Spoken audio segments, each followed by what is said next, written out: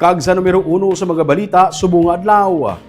Wala sang gun ban, wala sang signal jamming para sa Mascara Festival 2025 pero PNP nagalaom nga wala sang major incident nga matabo sa syudad sa sulod sang 19 ka adlaw nga selebrasyon. Yaring report.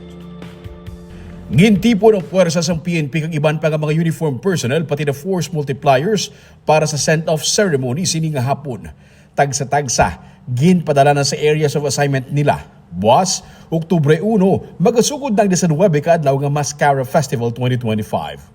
Sa iyang speech, ginsiling ni Bacolod City Police Office Director Police Colonel Juresti Coronica nga para sa PNP, makabig nga madinalag-o ng Mascara Festival kung wala sang anuman nga major crime incident nga magaluntad sa Bacolod samtang nagapadayon ng kapistahan. Suno sa iya, may mga nahimo na sila nga mga contingency plan nga bisan wala sang gun ban, mapasalig nila sa gihapon nga safe ang festival sites.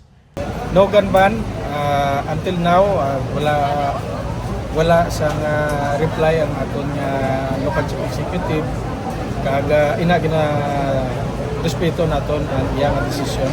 Hindi na siya maging problema sa part ng police, sir?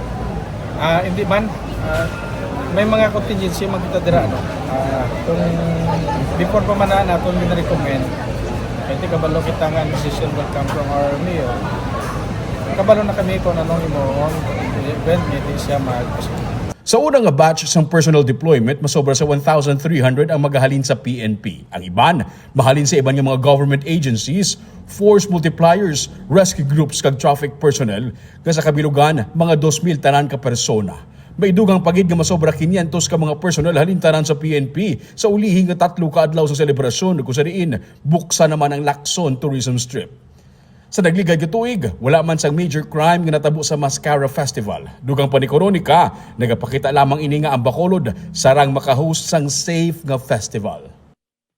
We have proven time and again every year that Bacolod City can host not only the most festive and colorful celebration but also the safest in the nation. Buwas ang opening sang festival alas 4 sang hapon sa Bacolod City Government Center kag Bacolod City Public Plaza. Ang highlights sa October 17, 18 kag 19.